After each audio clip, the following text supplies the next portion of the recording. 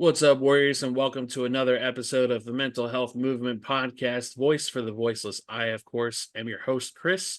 Today's special guest we have, she is a fellow warrior and a podcaster who is also a writer. She uses her experiences to create a safe space using the tools that she has felt useful in her journey to help others and vicariously heal through her methods. Please help me welcome Cheyenne. Cheyenne, how are you? Hello, friend. How you doing today? Thank you for coming on. Yes, I'm doing wonderful. I'm so happy to be here.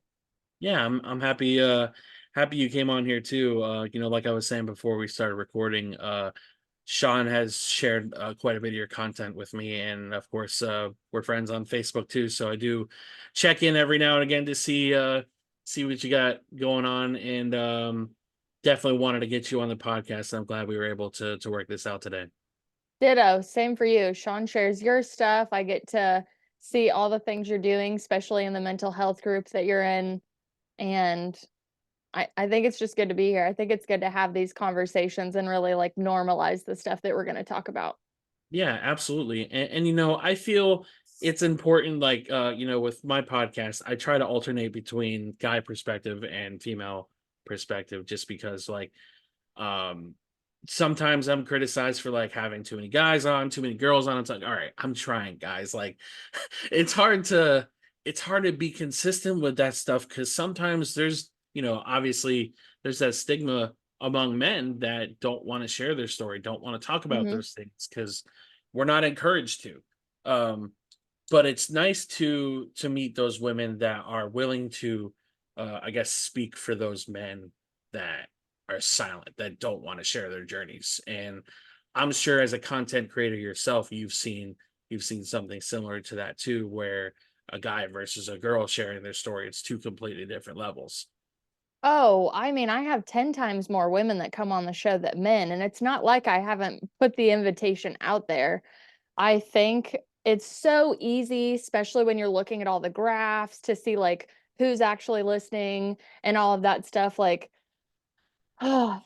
sad to say, like you're right. It is harder for men to come on. Like they really aren't at that part of their journey where they're willing to share, or they even know that they've like went through trauma in some aspect where they're willing to really talk about it versus, if we're just going to speak like feminine and masculine collective, like you can see a grand rising in the feminine collective and really healing and coming into themselves and coming into their power. And you have all of these women that are, almost going to these men like, look at what I've found inside of me. It has to be inside of you too. But it Right. has, in my opinion, like a lot to do with like generational trauma and even societal trauma. Like men are just they're not trained to talk about any of that. And even if the women were too, it really takes time, but I do see an unraveling in both. But also when it comes to like when I book a guest on the show, I'm not looking at if you're a guy or a girl. I'm not looking at your followers. I'm not looking at like the networking aspect of it. Like I have a conversation with you, you have a story that needs to be told. I think that you have impact, whether it's in just like an everyday normal life where you have normal realizations all the way to the extra spooky spiritual like phenomenon that we can see going out into the world. Right. So I am like you where I'm like, oh God, I really wish that I could just get like more men on my show to tell their story and share their vulnerabilities Yeah. because whether there's a guy listening to the show or whether it's a woman going to the show, like I've had plenty of podcasts where I've sent them to my husband and I'm like, I think you'll get the message that I've been trying to tell you for 5 years through Right. this one episode. Right. So, I mean, I guess who's ever willing to share, that's the net that I'm really casting out. It really lowers my vibration to look at the analytics of stuff and the numbers and the likes and the downloads and the almost the unworthiness and the content creation where, yeah, you obviously want to pull more numbers for more reach, but my intention is, it's a time capsule for Right. anybody that wants to vicariously live through these guests. Exactly. And I've had three different guys on my podcast that, well, I guess five if you want to count Derek and Sean. that have been like openly vulnerable and willing to tell their story. One of the first guests that I had on is one of my good friends, George, and I've known him since high school. And our brother passed away in 2021. And I think it was a year after he passed, and he wanted to be on the podcast to celebrate his life. I didn't know Mhm. what to expect. It was just kind of one of those, two guys on a podcast, and let's see what we can get going on here. And he's one of those guys who struggles, but he struggles in silence. And I Mm. know this because I see it. The And dangerous struggle. yeah, and he was very vulnerable on that podcast, and I was surprised. I'm like, "Bro, I've never seen you cry in my entire life." Like, um, it's things like that. Like you said, it doesn't matter if it's a guy or girl to me either. It's more so what your story is and how you can tell it and who we can reach with that story. Is it great to have 60 listens on an episode? Sure. It's a wonderful feeling that you're reaching that many people. But when you look at some of the episodes that you put so much work into that might not get as many listeners, those few listeners might have got more out of that podcast than those 60, 70 people did. And for me, it's always interesting to look at the analytics because I get in my head about it sometimes and be like, I only got 7 listens on this one. My last one got 30 listens, and I'm in my head about it. It's like, what can I do differently? Mhm. And the answer is always keep doing what you're doing because everybody has a unique story and not everybody is going to take it the same way that you took it. And Absolutely. that kind of leads me to you. I kind of want to know a little about your story. Tell us how your journey started to get to where you're at right now. Great. I'm so glad you asked. Let me try to bullet point and condense this because it's honestly a really trippy ride. Mhm. Um, I know this is, for mental health, a lot of your listeners are in like the recovery aspect of their life. Like everybody has a crazy story, but when you live like a recovery story, it's even crazier. So, do you know what it feels like to take mushrooms, like psilocybin mushrooms? Not mushrooms, but I have experimented with acid, but I mean, Okay. So like like what a psychedelic feels right. right? Mhm. Um so in the term of spiritual awakening and spiritual emergency, I was on a very divinely guided path, to put it nicely, of an extremely unraveling of who I thought I was and my ego at the time. Right. And I'm coming up, I always have an anniversary date. Like I know people have recovery dates and sobriety dates. I have a spiritual awakening date because I know when I woke up that day that I was different, and I can look back at the events that really led me up to that. And I never really want to forget how I felt that day because I mean, whether you're a spiritualist, whether you're into a religion, like if I wanted to speak to a religious group and go in front of them, I would say the Holy Spirit literally came in my body and showed me God's love. If I was talking to a spiritualist or however they consider themselves, I would say I had a Kundalini awakening. My chakras were opened. I had clear senses, and I was seeing things that I honestly believe only I thought God would have the power to see. And if you're on the wrong side of the religion, they would tell you I had demons inside of me and I Right. can't see shit. So, from my perspective, I really did have a spiritual awakening, and also like a spiritual emergency as far as my third dimensional life went. Before all of that, um, I had a really split childhood with like two households. Like I was always raised in two households, and I was impacted with a monumental amount of completely different influences. Like one house, like we went to church and we had like a very, not necessarily like a church filled life all the time, but like we did events. I went to the double Bible schools. I did one at my mom's and one at my dad's, and there was music everywhere. Like Right. one of my first memories is being at a show at one of like my stepdad's. shows when I was a little kid. And I just always remember like music was a very, very big part of my life. And like over the years go on, you kind of get away from those dreams in a way, like whether it was the stage fright, whether it was, I'm not good enough, all of these things. A lot of my creativity and my passions had really just been shoved down to really go and like chase the ladder of stuff. So I worked for an amazing company for, I think, about 9 years. And I started out as a server back home and I made it all the way up the management chain. They moved me to Kansas City. I trained in Waco, Texas. I traveled a lot of places in the country for the company. And I mean, I attribute like that company for redirecting and saving my life in a sense. And it was really like my physical life. So I was working all Mhm. the time. I was training all the time.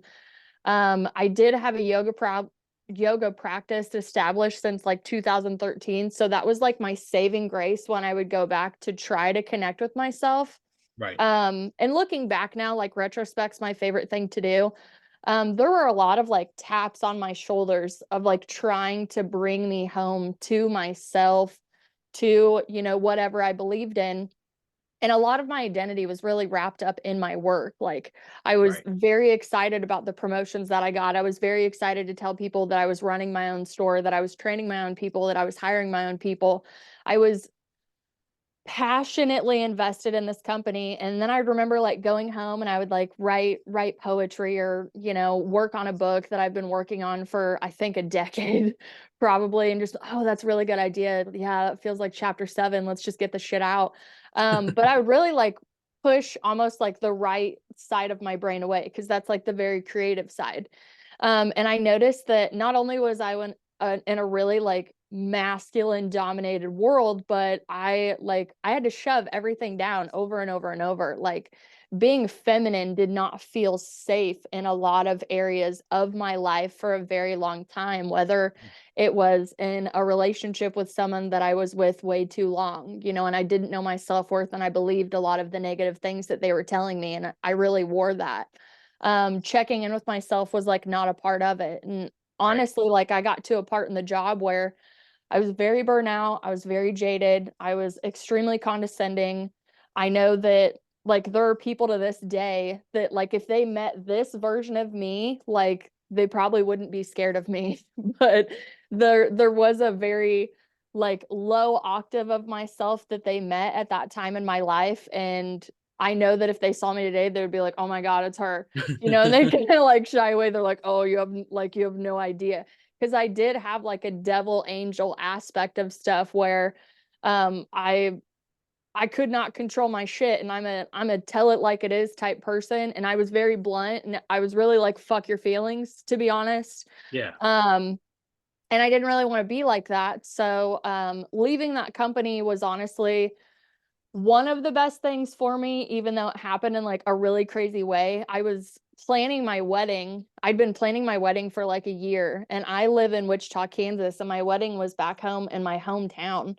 So I needed an extreme amount of days off. I could really give a shit less about my job at the time based on the relationship I kind of had with my boss and just really being over it. Like it wasn't the company's fault, it wasn't my fault. It was just two things that really needed to disband, and like Right. I was the thing that needed to disband. And if you don't shut the door, like certainly whatever you believe in, I'm comfortable saying God, spirit, source, creator, like they will just slam that door in your face. And Absolutely. that's exactly what happened to me, and I was so thankful because I remember having the conversation with my boss, and he was like, I don't want to do this. He's like, but I don't really know what to do. Like he was like holding back like almost tears because he really didn't, like he knew he needed to do it, but he didn't want to do it. And I just grabbed his hand and I said, you need to do this. Like this is good for you. I'm like, I'm gonna be fine. Like I'm gonna go, I'm gonna figure out who the fuck I am because this is not me. You're going to stay here and you're going to run your business, and I'm going to leave, and I don't have to do this anymore. Like the day that I knew that I was going to be let go, um, I left my TV paused on my favorite movie. I left my dog on the couch, and I rolled a celebratory blunt. You know what I'm saying? Like I was like, today is the day where we're gonna go lose our career. And I know that I should be really sad, really embarrassed, really shamed about all this stuff, but I don't feel any of that. I feel absolute fucking relief. This, I don't know what's ahead of me. Am I terrified for the unknown? Yes, but I know that this isn't it and this isn't me, and it's literally fucking killing my soul. You Right. know, I've always been like an old soul type person anyway, so when me and my soul are out of sync, like she lets me know. Yeah. So, that happened, and with releasing the company, I know that was a long story, but I swear I'm rounding it around. When I released that, I realized my whole identity had really become that company. And before that company was a shitload of fucking trauma that I didn't even know happened to me. Like I knew it was bad.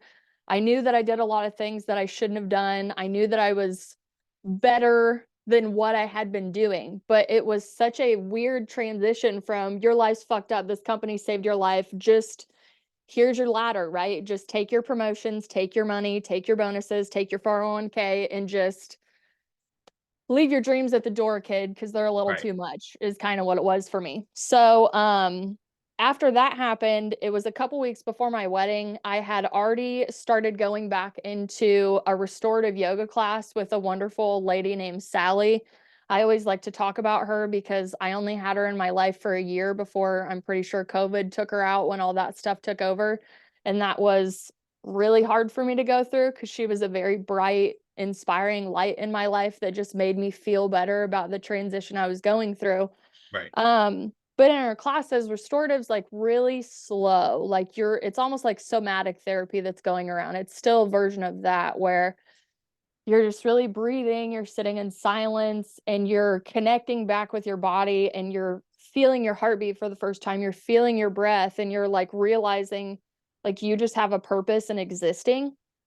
And I'd never felt that way before because so much of my life had been productivity and numbers and results and conditional love, I think is the best way I could say, especially in like a business format where if I achieved something, I got love, I got Right. praise, you know, and I didn't have anything anymore. I didn't have anything to tell people. They're like, "What are you doing with your life?" I'm like, "Fucking finding myself." Right.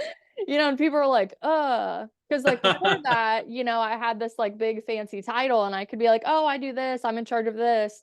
La la la la la, you know, and people are like, "Oh, you're really doing something with your life." And then like now I'm like, I just got married and I just had a spiritual awakening and you know, I'm sitting in a room 6 hours a day crying because I guess this was called the dark night of the soul. My ego's unraveling, like all this very like high spiritual terminology stuff.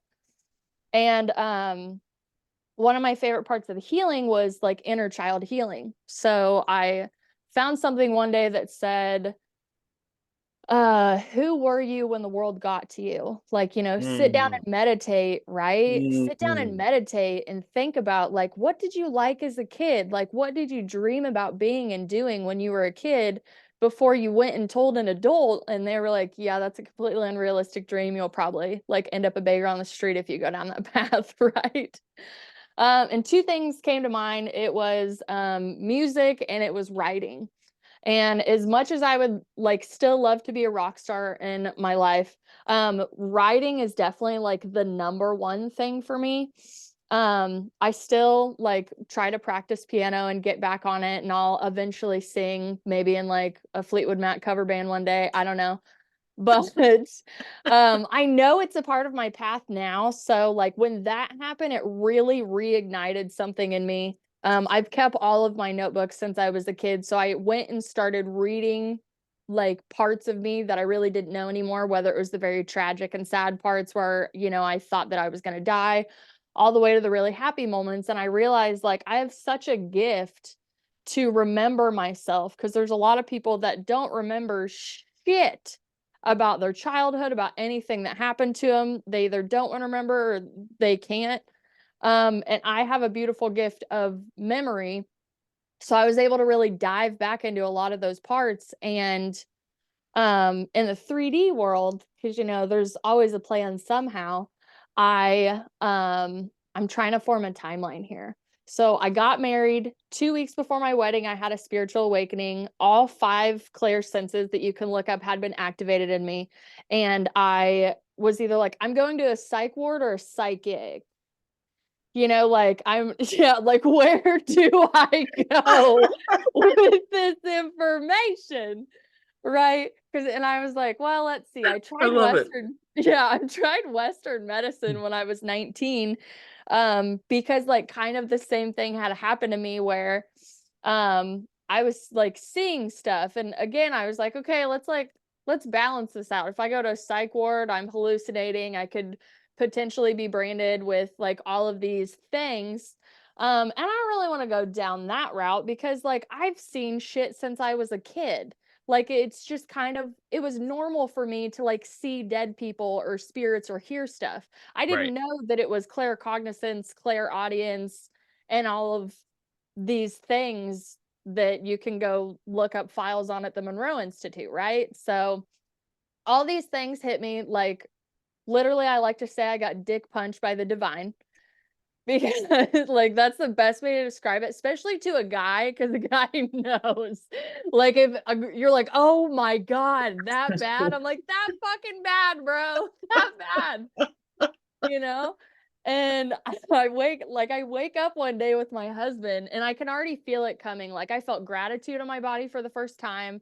I felt like and I said psychedelics at the beginning, because anybody that's taken any sort of psychedelic, after you take it, you're waiting to feel, like, the shell come off of you, and then you're Right. like, "Oh my god, there I am."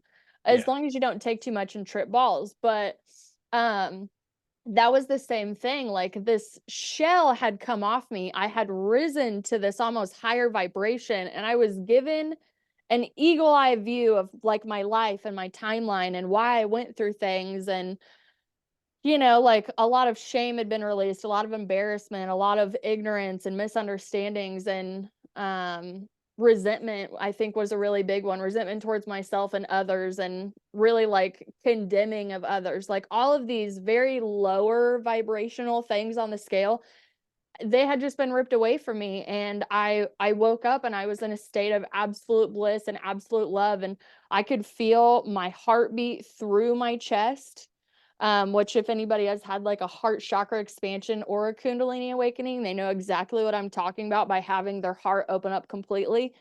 Um, so I had to go to my husband because this happened 2 weeks before our wedding, and I was trying to explain stuff the whole time. I was looking through any spiritual book and any scientific basis I could have, because my husband would choose science over spirit any day. He's like, "Need that physical proof, babe." Right. Um, and I sat down with him and I was like, "Okay, this is what's been happening. This is what's happening. Do you wanna marry me? Because it's only gonna get weirder, and, like, I don't blame you." Like, it Right. was like homie to homie. I was like, "I don't fucking blame you if you just wanna kick rocks right Right. now. Like, I can tell everybody it's totally my fault." Just kind of, like, paraphrasing at the time because we had multiple conversations, and he was like, "No, like, I already knew when I proposed to you that shit was probably gonna be weird with you because you have, like, an amazing different personality." He's like, "But I fell in love with your soul when I met you." He's like, I love it. "We're probably gonna go through a lot of shit together during this marriage." He's like, "Did I see a spiritual awakening coming? Fuck no." He goes, "But either did you." He's like, "So whatever this ride is that we're on," he's like, "we're gonna figure it out together." And he's like, "However I can support you, like, let me support you." And I I was love like, that. and I do too, but I was like, "Okay, I believe you, but you did hear the part where I see dead people and someone's talking to me in my right ear all the time." Right. And I had already, like, started creating even before the awakening. I did, like, tie-dye projects and a bunch of other things, and I noticed that my creation was coming back. And I was like, "I need scientific proof on why the creative aspect of myself is coming back." And I found a quote that said, "When the feminine is safe, she opens up." And Mm. then that drove me back to, "Oh, well, how long have I been operating out of, like, my left brain and my masculine energy? Like, where the fuck is my feminine? Where'd she go? I bet she's Right. really broken." So like you sit down and you meditate and you journal about it again. And I was like, the safer that I got, not only like in my home, in my surroundings, and in my life, I was safe in my mind to start talking and unraveling all of these things that I didn't know happened, or really to put like a definition to a lot Mm, of things. right, So, like, thank God for writing, because I have been writing for an extremely long time, like since I could pick up a pen. But if I didn't have writing, and I also didn't have all these amazing musicians and other creators to like speak my feelings to me, I honestly think that I would be dead, because I would have no idea how to deal with the unbearable pain that I was feeling most of my life. Like right. the suffer in silence people, I see you, I get you, I am you. So when you meet somebody like that, you just kind of sit back and it's almost like an empathetic feel. You're like, I get it. Like, I Yeah. know we're not going through the same shit, but we're going through the same shit, you know? And I feel that's like the most important part of that is we're not all going through the same battle. Mm, And while we can understand each other, we don't need to compare traumas. We don't need to treat it as a competition, because I feel there are more people in this community that do that than we need to. Because it's like, if I break my leg and you sprain your ankle, there's no reason to compare. We're both in pain. yeah. Your pain might be greater than mine, but I'm Mhm. not going to say, oh, well, mine hurts more than yours, so your pain doesn't matter. And it's the same with trauma. um for me, it's interesting that you brought up when you left your careers, when things started coming together for you. You had that awakening inside you. For me, I worked at a retail store for 6 years. I went to three different stores, and I was moving up the ranks, much like yourself, with the promotions, and happy to share with people, how great I was doing there. And then started noticing that it was me just being content and numbing all of my feelings just to make Absolutely. a buck. And when I left that company, it was bittersweet because I met so many amazing people, and I had a really good relationship with my boss. She was one of the most supportive human beings I've ever met. And I've met some of my best friends from where I work too. And when I left there, I felt a tremendous amount of weight lifted off my shoulders, and I could finally feel again. Like, I didn't feel like I was a human being. I felt like I was a robot for 6 years, Yes. just greeting customers and, helping them how they need to be helped, and I never worried about how I felt about anything. um, which kind of led to my second attempt at 27, when I could finally feel everything that I was trying to feel, and then my emotions started getting out of control, and I attempted at my life a second time. That was when I realized that I needed to get help for myself, because, again, like we alluded to earlier, men are not encouraged to look for that kind of help for themselves. Whether it's spiritual, whether it's therapy, whether it's whatever helps you, we're not encouraged to look for that help. And when I did, I sat on a therapist's couch for the first two sessions and couldn't stop crying. I couldn't form a sentence. I couldn't, you know, audibly talk about anything like we're talking about now.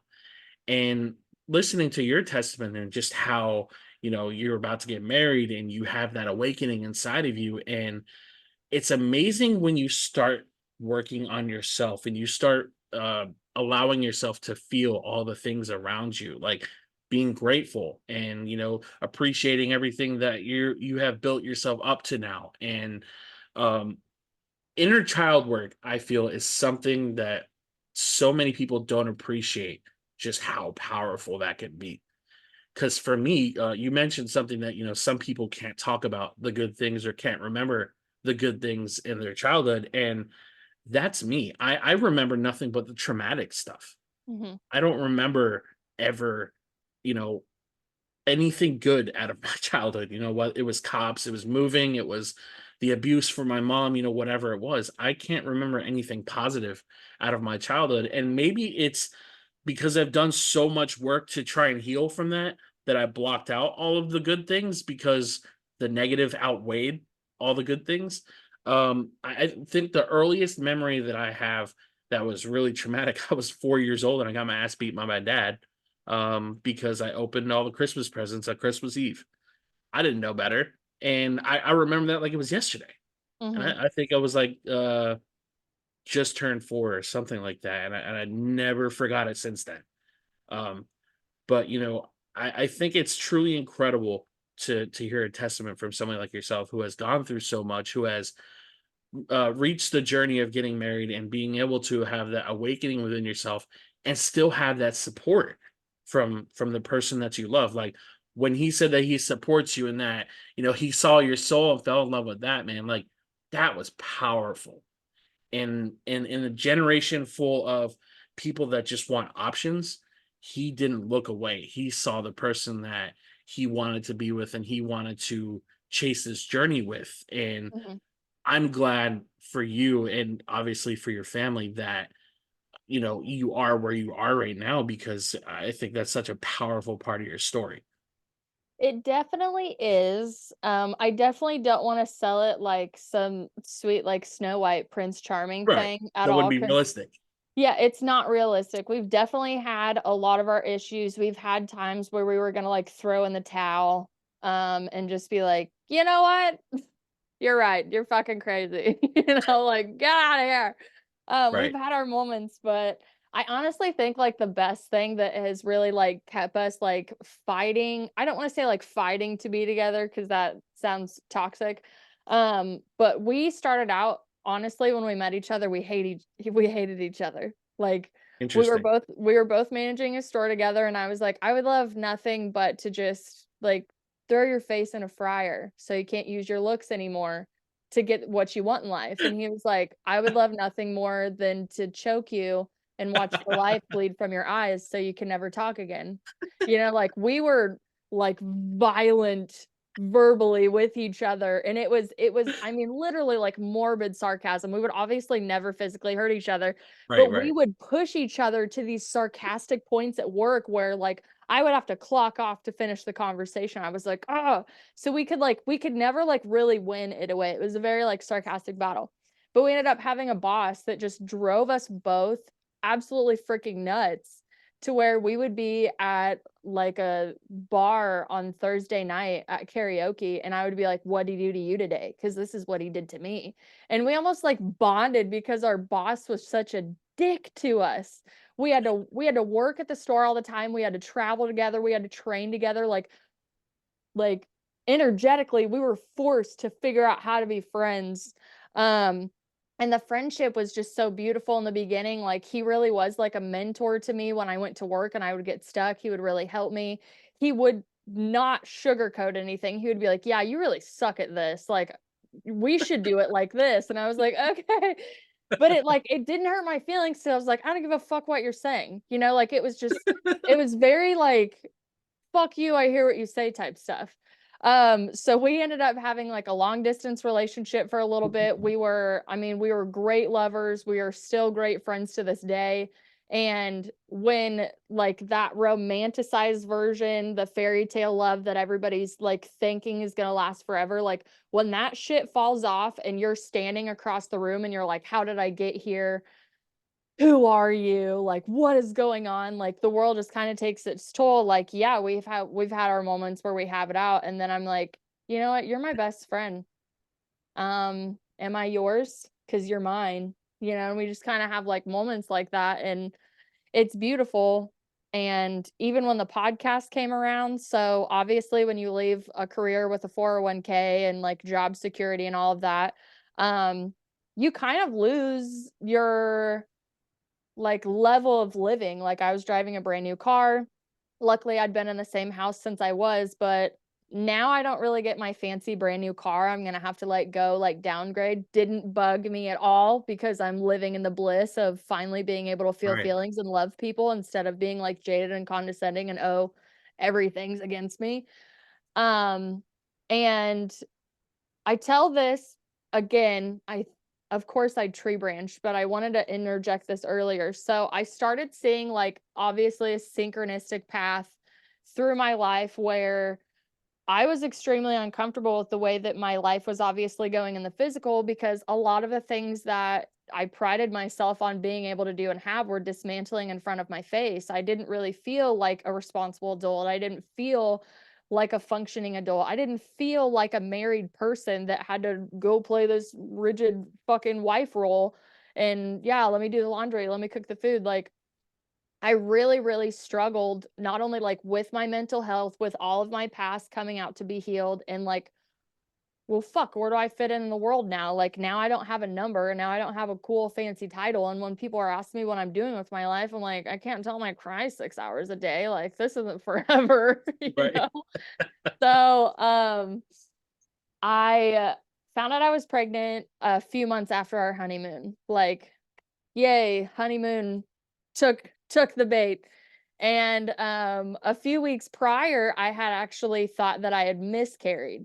So that was really awkward, because I went to my yoga instructor and I was like, "Hey, I think I'm miscarrying." And um I don't really know how I feel about it, because I didn't even think I was ready to be a mom anyways. Or, I didn't even know that I could have a baby, because I had had problems with my ovaries since I was like 18 or 19 years old. So, even when my husband and I got together, I was like, I don't even know if I can have kids. I don't want to go down the whole like IVF road, all of that. Like, Right. props to anybody who's done that and experienced it and really gotten through it. Like, God bless you. You deserve every baby you can ever have. For me, I was like, I'll take it if motherhood comes into play, and I'll leave it if it doesn't. I'm not going to hinge my life on motherhood completing me and my identity and what I want. There's plenty of other things that I can go help, and like adoptions there, right? So, it took me about a month after I thought I miscarried to go to the doctor, because things were still a little out of whack. And I did find out that day that I was pregnant. And I was like, I'm in the middle of a spiritual awakening. I'm seeing dead people and I have a baby. Great. Like, I'm textbook. I'm perfect for a psych ward. I'm perfect for Right. Western medicine. There's somebody with a pill script waiting to diagnose Right. me with some trippy fucking disease. And I was just like, okay, great, now I'm gonna be a mother now. So like, I get on my knees and I put my hands together and I was like, Jesus, y'all got a really good sense of humor, but like, what is really going on with my life right now? Because you have to support a baby, and you can't really do that when you leave a career. So my back knowledge is restaurant management and hospitality and training and like people. So I'm like, okay, I'm going to go into this other concept that is kind of familiar, but like, I call this period of my life towing the line for my family, because there's an awakening aspect where you come home to yourself, you're starting to get through the process. And but then obviously like real life is still there too. So you're like, I don't want to lose this bliss. I don't want to lose this love for people and this understanding of this world and this interconnectedness that I finally see without psychedelics, because I Right. had taken shrooms before. So it was very recognizable. And I was like, oh my God, I'm completely sober. And I feel like someone slipped me a mushroom. Like, that's to me how spiritual awakenings feel for anybody that's like, what do you mean? So I go to this business, I start working there. It's great. I won't get into the finer details of it, because that's not the part of the story. The part of the story was, there were these two guys that came in from the local radio station one day, and they were trying to sell me advertisement for our new business. I wasn't even supposed to take the meeting that day, but the girl that was supposed to take the meeting like didn't show up, something like that. So I ended up taking the meeting, because I don't want to stand these guys up. It's fine. Like, I'll talk to you. I'm not going to be able to buy it anyways, but I'm going to listen to your spiel and offer you some food. So I talk to him, whatever. We kick it off, have a great conversation. And he's like, do you actually like want to quit your job and come work at a radio station and sell advertising? Because I think you'd be an amazing salesperson. And I said, I am an amazing salesperson. I've been a salesperson. I used to sling steaks and make you cover it in shit that you didn't even want to eat, because the way I described it, you wanted it. Okay. Like, I know I'm a really good salesman. The problem is, it makes my soul stink when I sell stuff that people really don't need for an up price. Not saying that anything you do is wrong. I'm like, but right now, I was like, my family needs a legitimate, like, income right now that I get paid this amount, I work this amount of hours, and I go home. I need to be with my baby. And he was like, seriously, if you ever change your mind, he's like, call me, please. I'm like, cool, okay. So lo and behold, I haven't brought up suicide ideation yet, but that's a really big part of my life. As much as I love people, as much as I'm a golden retriever in my body, when I meet people, I'm like, I love you, you're amazing, you're awesome. What do you do with your life? Yay, keep doing it. What drives your passion? I still have like a very like dark aspect of me. You can call it dark side, shadow side, whatever. And I struggle heavily with suicide ideation to this day. And that's kind of like a red button in the back of my head that's telling me like I'm not doing something right. Like depression's on the horizon, like a switch or something's coming in. And as much as I really wanted to do this for my family and have this income and honestly work with this company, I would get in my car at the end of the day and I would just hear a voice in my head that would just be like, you know what you should do? You should drive your car really fast into that wall. Like, that sounds better than waking up every day and going and doing almost the same thing that you did for 9 years and, like, Right. almost killed yourself mentally Mhm. again, right? So, it's still the same line of work, it was a different concept. Again, I love hiring people, I love training people, I love being with people, um, but it still really wasn't fucking working. Right. So, I remember, like, rolling over to my husband again, and I was just like, I can't believe you married me and I'm so fucking lost in life. Like, do you know how humiliating it feels to feel like you have all of your shit together and then when you're supposed to marry somebody, like you're supposed to be an equal partner to them and I don't feel like I can be an equal partner to you. I feel like I'm literally dragging you fucking down in life. Like I don't know who I am. I don't know what I'm supposed to do. Now I have a kid I'm supposed to take care of, and this job is driving me up the wall. Like I'm starting to regress. Like I'm starting to go back asleep in a weird way, is the best way I could say. And he was like, I told you if you ever went back to if I observed you going back to the way that you were when you worked at the other job, he's like, you're gonna have to quit and we're gonna have to figure it out. He goes, you've really come too far. We can't have you go back to that. He goes, because I don't even know what to do for you. And I just like, I told you to quit last week when you came home crying. And I didn't come home crying because, like, I had a bad thing at work. I came home crying because the voice was back in my head. And I was like, it was really hard to get out of bed. And I wanted to, like, pump myself up, like, with my masculine energy, right? Where I would shove everything down and I would deny myself and I would be like, I'm doing this for my family. I'm providing for my family. This is what adults do, like that very rigid thing. And even though that voice technically was right, the other voice was coming in and it's like, you're killing me. You're killing yourself. You're killing your spark. And then the even darker voice would come in and it would just be like, yeah, it'd be really easy to just go pull a gun out of the closet, wouldn't it? This could all be over. And, I'm like, yeah, but like, what a mess. What a tragedy. What a waste of a life. Like, I have a knowing in me. I know I'm supposed to do more than this. So I ended up leaving, went home for the holidays, and I came back and I was like getting on Facebook, and randomly out of nowhere, Facebook's like, there's this job open at this radio station. And so anything in radio is great because I actually, before I dropped out of college, I wanted to do like a broadcasting degree, to be like broadcast journalism. And I did end up going to the university that I wanted to. When poor me. And I was like I just felt like that spark again, like you Right. feel that I was like, oh my God, I would love to go work at a radio station again. I just said I would love to be around boards and cords. That would just make my fucking day every day. And it was for a traffic coordinator, which I knew nothing about. I was not qualified at all. And I reached out to the post and I said, this is all the radio experience I have. It's been a long time. I'm a quick learner. You're never going to find anybody that loves being around boards and cords more than me. And I sent it at like 6:30 that night. I woke up the next day and I called the office to check on my resume, and I knew if I could just talk to somebody and they could hear my voice, there's no fucking way they wouldn't give me an interview, because I was so fucking stoked to even have the opportunity to even just go interview at a radio station again. Right. So I get on the phone, and the guy that put out the post is the guy that wanted me to sell advertisement 4 No months shit. prior. Yes. What? Yes. Then this is why I tell this story, because I'm like, you've got to be fucking kidding me right now. Like, this is the radio station that I'm applying for a job that I don't know. I get on the phone, and he doesn't know anybody else with my name. He just said, yeah, the only Cheyenne I ever met or know works here. And I said, well, she doesn't work there anymore. She wants to work for you, sir. And he's like, why don't you come in on Monday and I'll show you around the studio?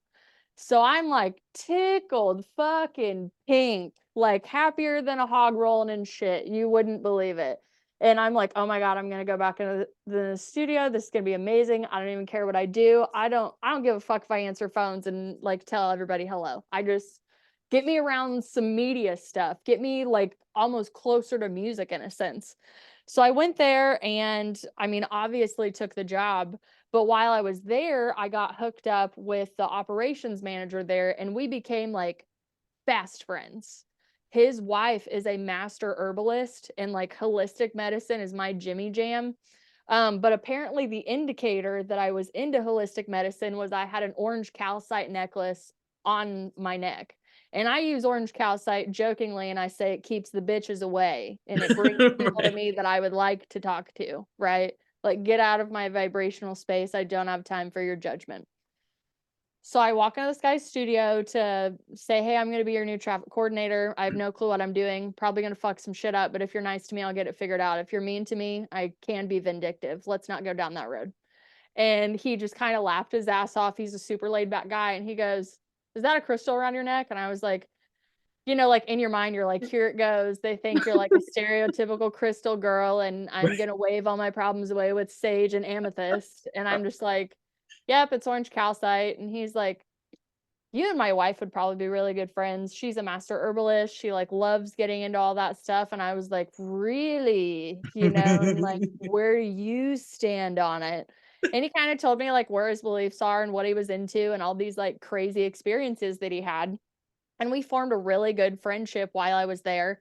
And I just kept hearing everybody talk about having a podcast. And I was like, oh, that'd be super cool. But there's no way that I'm ever getting in front of a microphone again. It's just, it's a long lost dream. Should have done it, could have done it, didn't do it, right? Right. So I was the only like female in there. It was an extremely, of course, male dominated speaking place. And Andy wanted to put a girl's voice on some of the commercials that we shoot out to like Oklahoma and Texas, like 15-minute spots, like Oklahoma sale yard, like shit like that. Like Right. I tried to disguise my voice because I was like, if I hear myself talking about a fucking barn in Oklahoma, I'm gonna puke. So I go in and I start cutting commercials, and I haven't heard my voice like, you know, and like that ever. I just hear the voice in my head and I'm like, your voice is kind of weird. I've never heard your voice before. But I get on there one day, I'm in a really good mood, and I'm like, damn, Andy, is this what my voice sounds like? And he goes, yeah. And I go, I'm a soothing motherfucker. I was like, I could listen to this shit all day. And I'm like partially joking, but I'm actually mortified because this is another level of me knowing myself. I'm like, Right. huh. I mean, I know I'm talking about stuff that I really don't care about. I was like, but this is really fun. And it was really good to just do something like recording wise. So I was like, this is great. This is great. This is great. The spiritual awakening still unraveling. I have notebooks for days of shit that I'm researching, anything from Christ consciousness to Anunnaki to, dude, you fucking name it. Right. And I've always been the person, probably like you, where somebody will come up and they'll tell you everything about their story more than they probably should. And they're like, it's just so easy to talk to you. And I was like, I totally get it. Here's some unsolicited advice you didn't ask for, since you gave me a Right. story I didn't ask for, you know? Let's exchange this energy. And I'm sitting at work one day, and that same zing that happened when I got the radio station job happened to me as I'm sitting at my desk. And it's like, what do I do with this experience that I've had? What do I do with all this information? What do I do with the fact that I love talking? I love providing people a very safe place to talk to and to make them feel better about like all this darkness going on in their life. Like, what the fuck do I do with all this?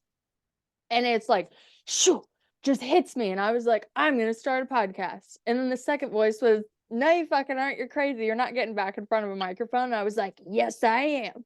So I run back to Andy's office. I'm like, Andy, dude, I got to figure it out.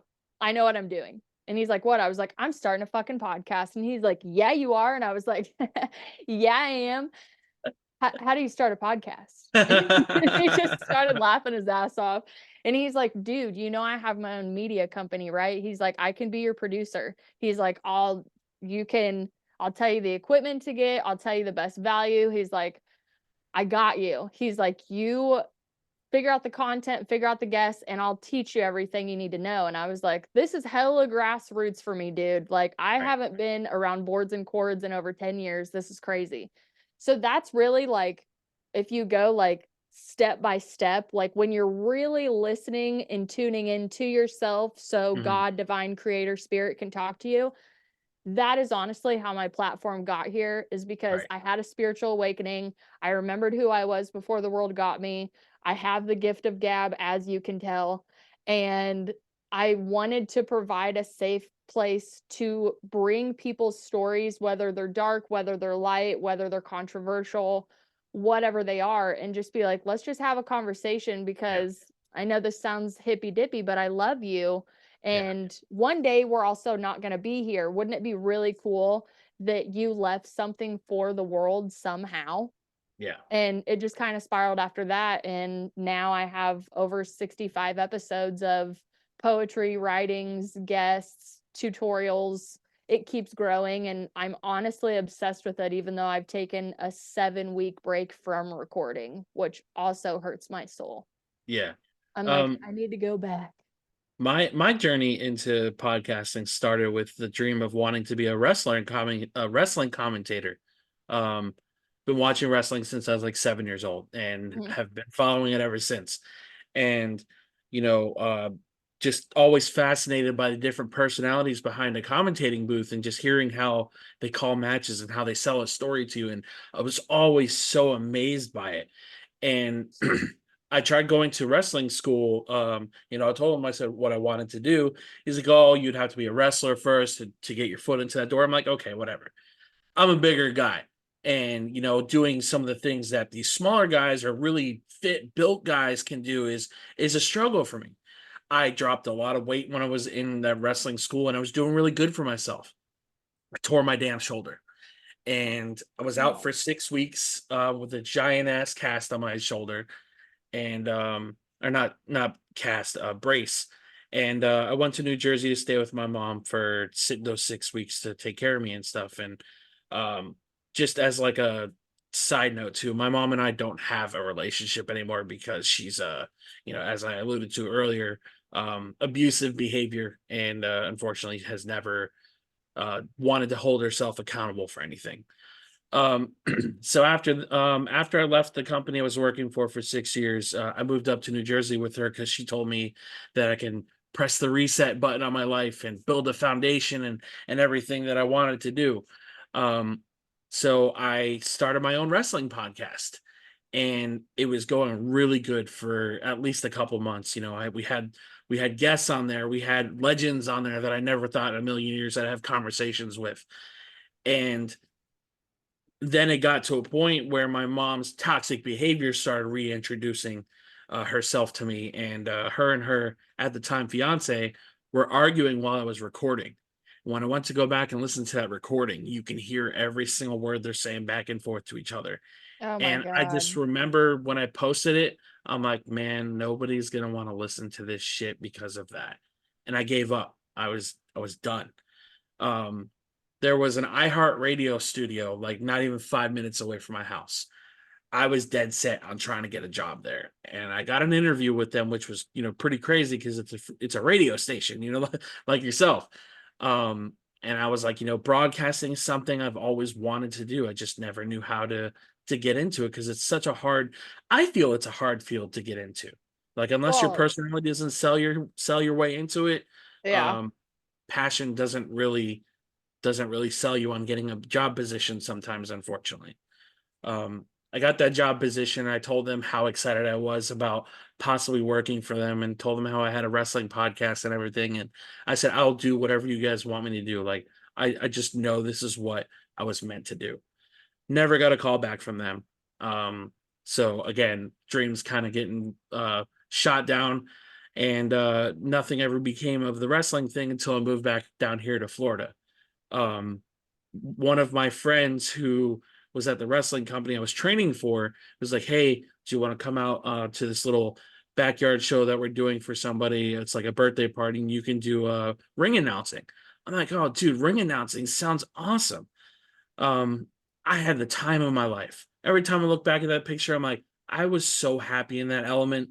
And Yes. then seeing how like talents were treating me after that, because so basically they gave you like a rundown on like the show, like who's walking in first and and all that stuff. And there was like this like special occasion match where they call it kaiju, which kaiju is like big monster guys coming into the ring dressing up as like crazy characters. They gave me the wrong order of wrestlers there walking out, and I didn't know that. I was just reading off of what was on the paper, and they got pissed off at me because of that. I'm like, dude, I'm reading what was given to me. It's not my Hmm. fault that you guys aren't talking to each other. So I did that the one time and I never came back again. I got my $20 and I left. Um, and then after that, I same company offered me a referee position for a match, and it was with a guy who was in my training class again, and was not a good person to me. He was actually a complete scumbag to me, and I'm like, I can look past it. I can be professional, whatever.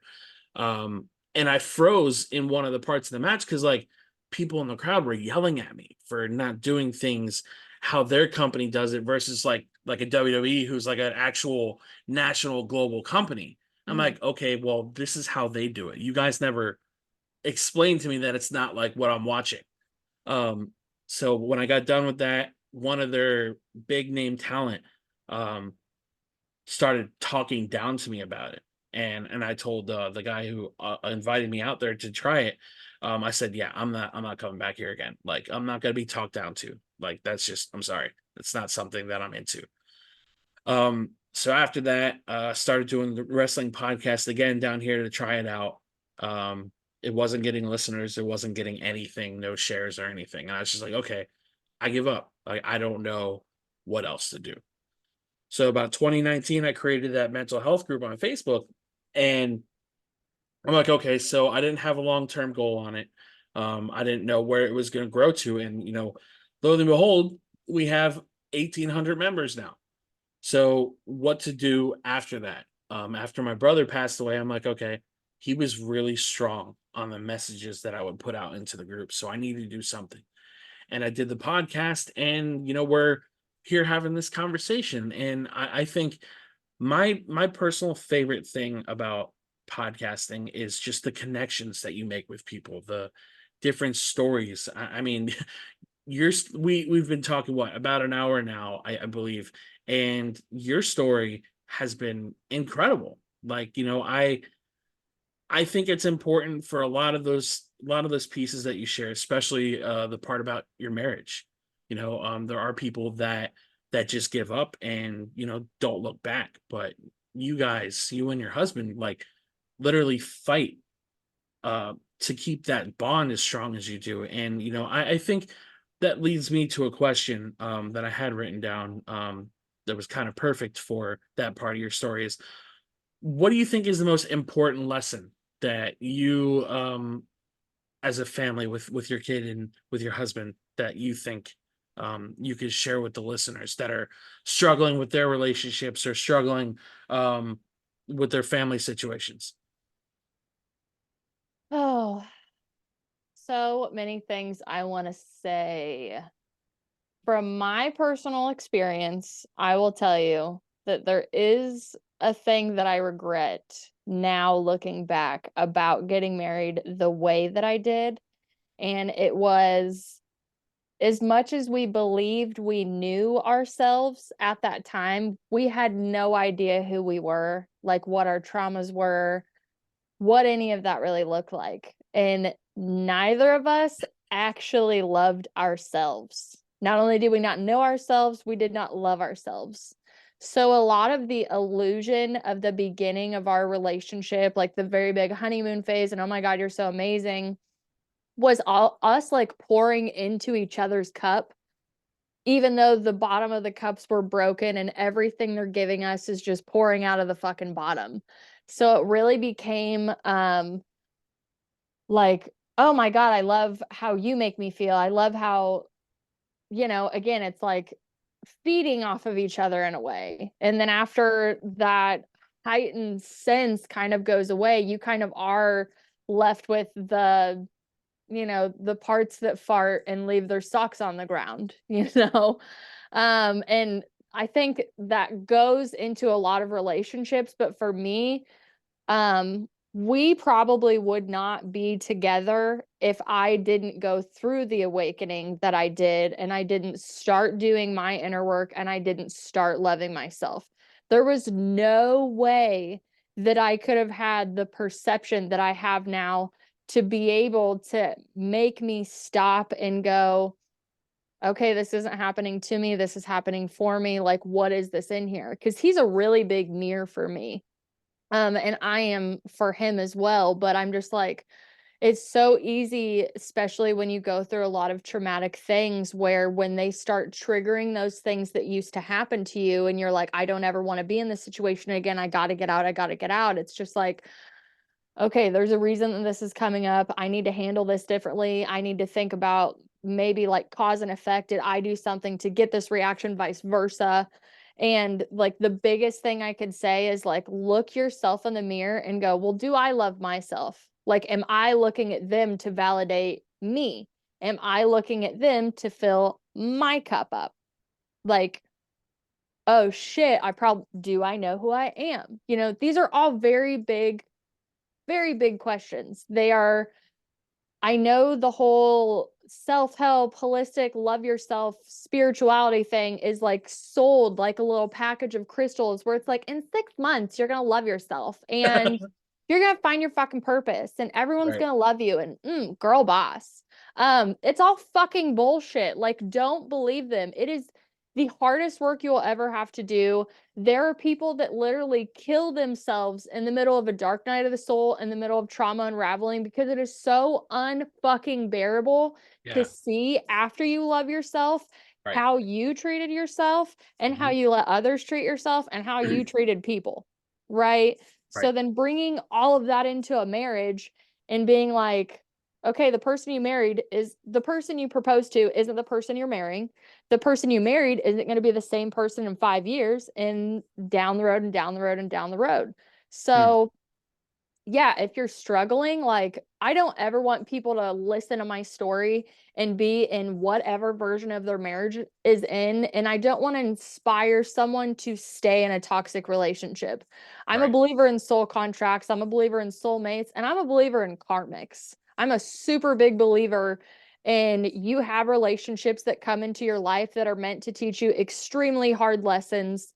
They are meant to make you feel so unfucking loved that you in turn go into yourself and go, oh shit, look, I don't love myself. Look at all these Right. broken pieces I left on the ground. Mhm. So it's not like a negative, like fuck karmics.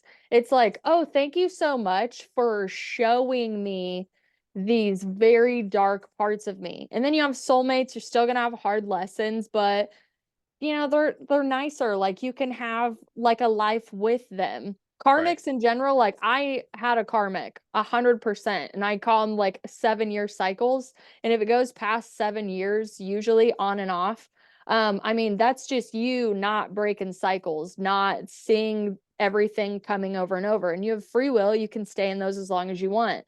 Right. So if you're into that spiritual aspect, like, identify what this person is showing you. Do you really want to stay with them the rest of your life? And if you don't, get the fuck out.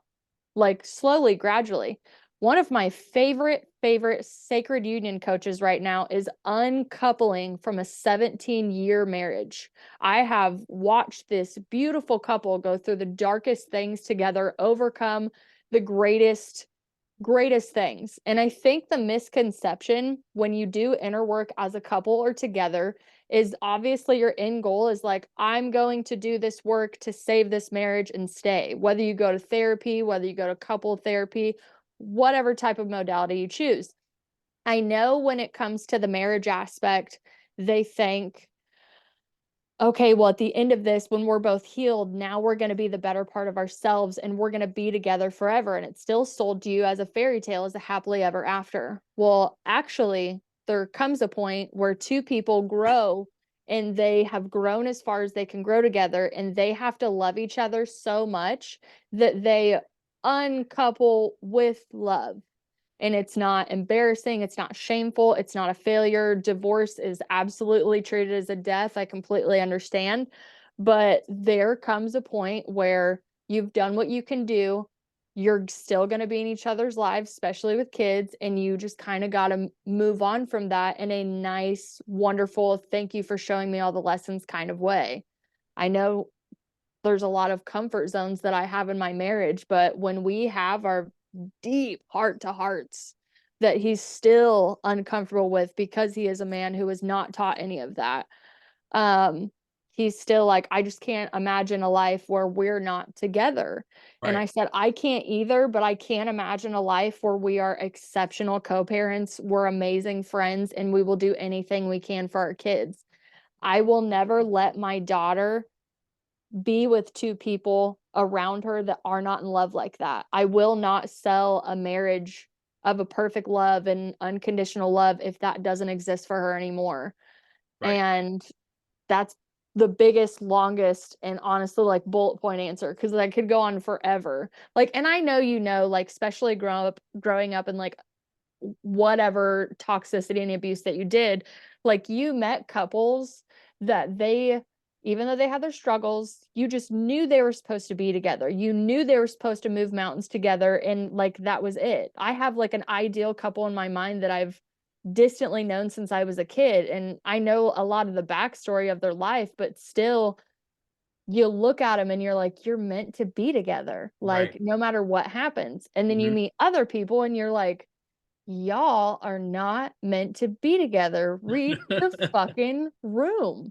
Yeah. Like, they become the fear couple because you're like, I don't ever want to get trapped in something like that. How do I get out of that comfort zone where I'm so used to knowing this devil, and it becomes the devil that type thing. And I was Right. always terrified to get into that, even again, especially going through a karmic for 7 years. Yeah. It was traumatizing, and I didn't have a definition for it either. So that was also the harder part about unraveling, is when you start finding out definitions for like different things of abuse. I'm like, oh my God, I experienced that. Like, no wonder I'm so fucking weird.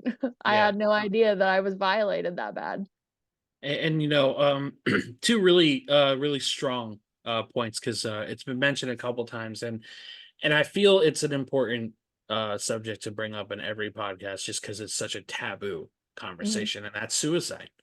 um I feel, when you were talking about people unraveling and, discovering their inner child and trying to heal all those traumas, people don't realize, like, it like the 6-month thing that you brought up, like, inner child work isn't something that happens overnight.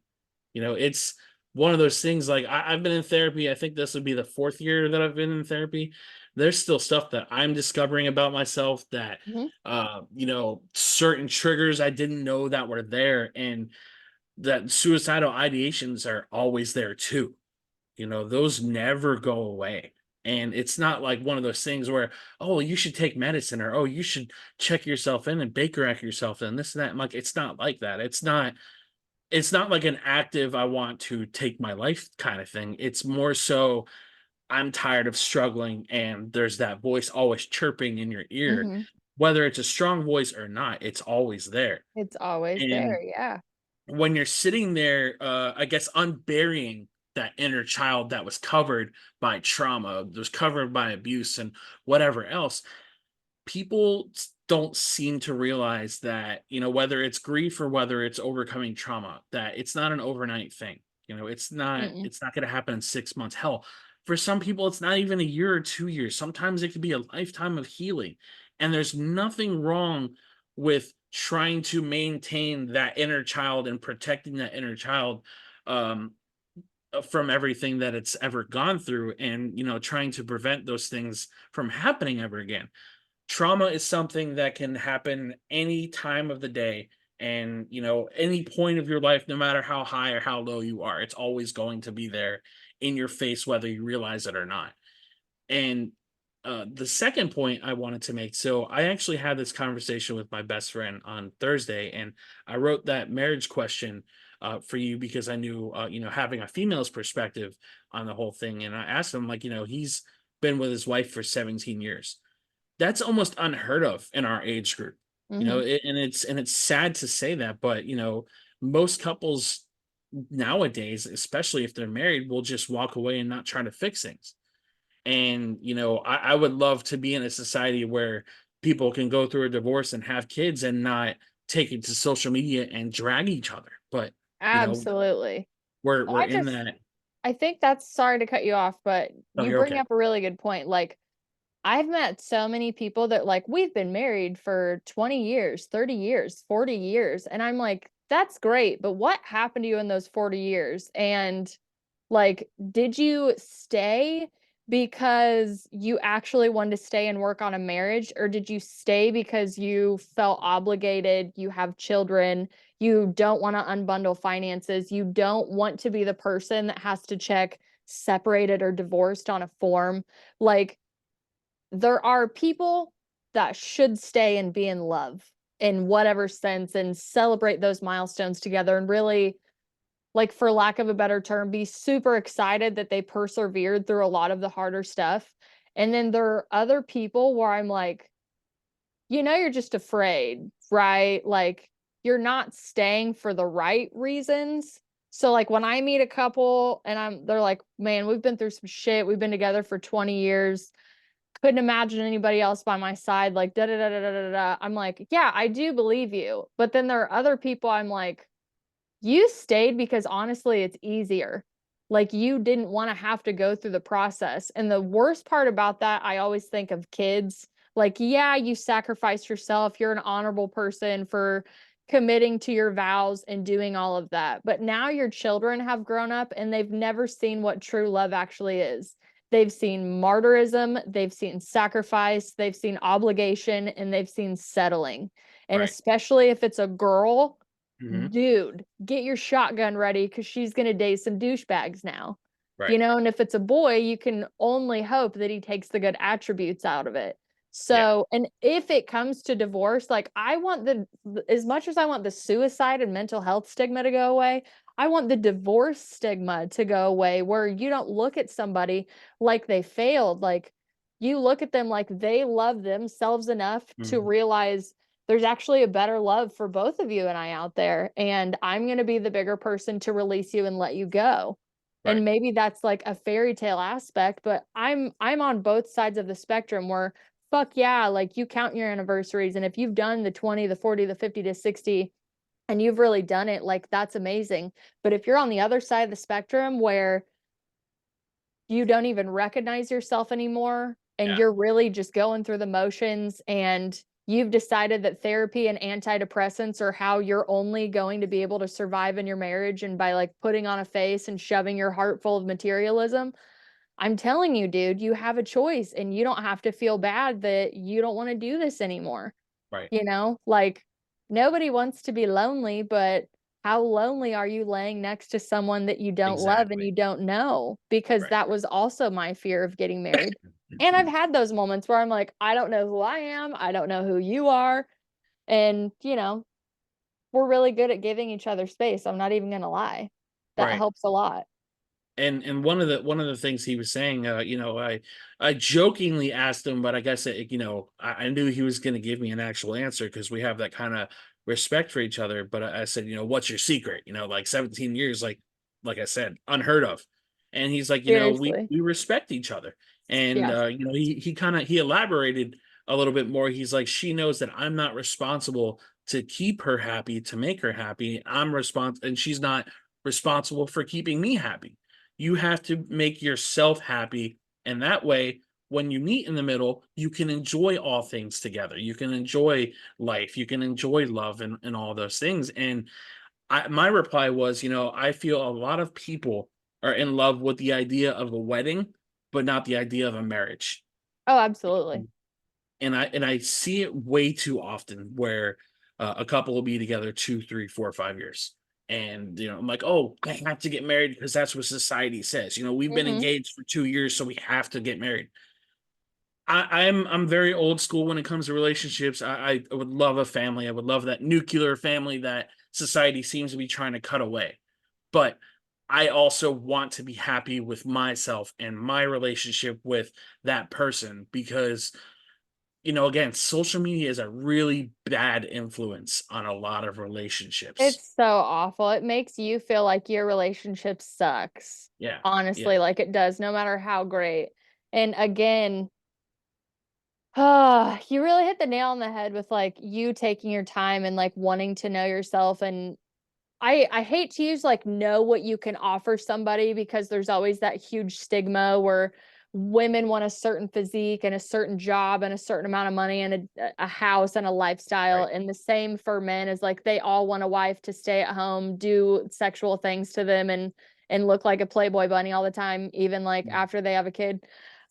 There's so much toxicity on that stuff that if you notice that's obviously affecting your relationship, like just don't follow that shit because Elon Musk said it really perfect on Joe Rogan's podcast where he was like social media is really toxic because like I can take 15 different pictures and I'm going to pick the one picture that's the best representation that's supremely edited and I'm going to put like a fluffy caption with it.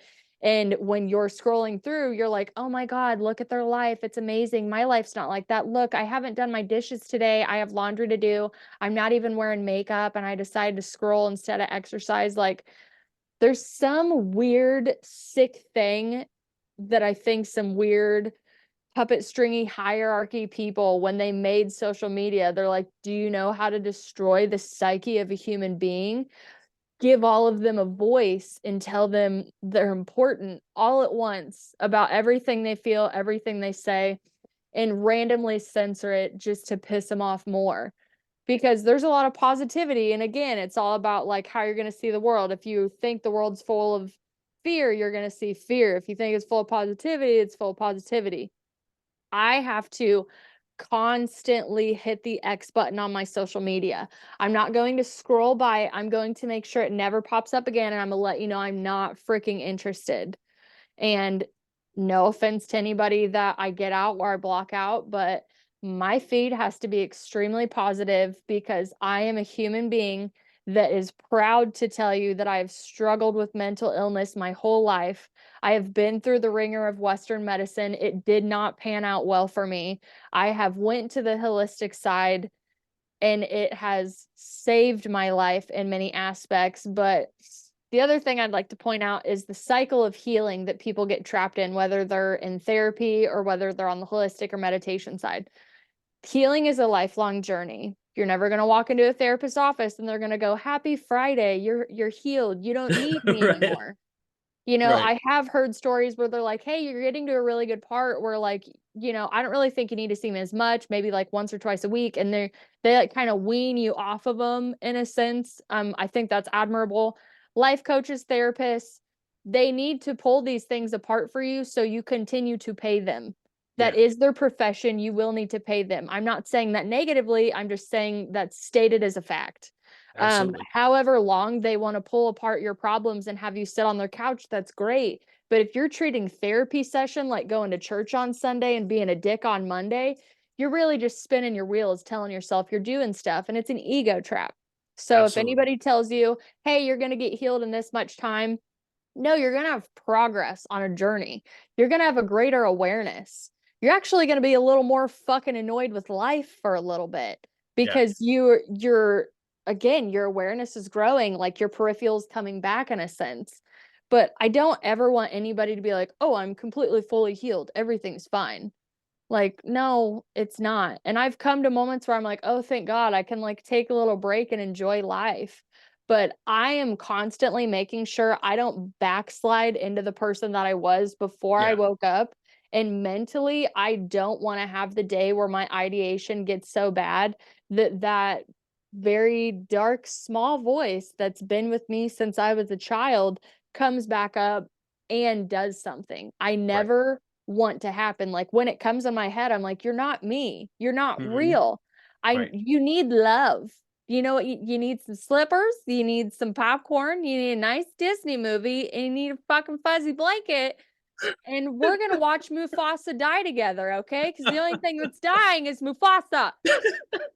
Okay? You Like, gotta re-traumatize yourself. We yeah, got we're this. gonna re-traumatize you. Yeah, but like I always think that, like, if it's dark, it's void of light. So it's Right. fear. If it's negative, it's void of love. So Right. instead of like pushing it away and being like, fuck you, it's not real, it's out of my head. I'm like, oh my gosh, what part needs love? You know, and I treat it like a puppy that really needs love.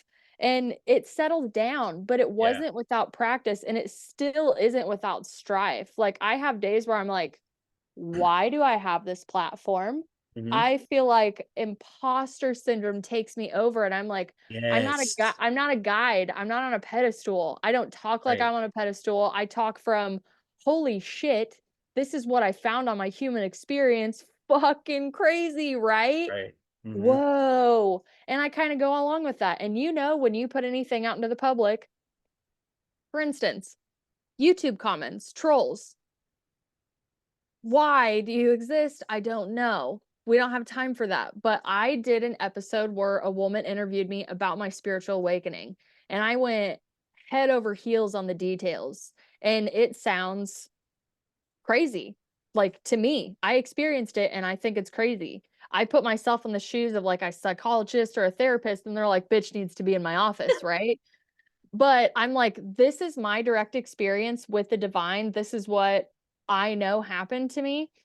And I want to share this because there's no way I'm the first person this happened to. And I would really like to talk to like-minded people around it. So I put the episode on my YouTube channel to, you know, obviously cross promote and get the story out and be like, this platform's here because this shit happened to me. I would never want to do any of this again had I not had this moment of blissful clarity. And I randomly got a like comment notification on my phone, and it was like somebody commented on your spiritual awakening video, and I was like, oh, hopefully it's a like-minded person that makes me feel better about something that already makes me feel different, isolated, and alone. And this woman took time out of her day to just randomly comment on there, yeah, this girl seems kind of problematic, don't you think? And I was sitting there, I wasn't offended, I was just, like, flabbergasted. I was like, Right. "You listened to that whole interview, me bearing my soul about something that is honestly, like, very vulnerable, right? Yeah. Because this doesn't make you the fucking prom queen telling this story.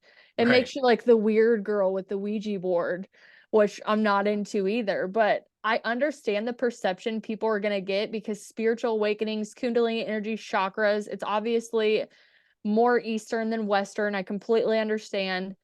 But the reason I talk about it is because I experienced it. And if I didn't experience it, I would also think the person was a crackpot that said it to me.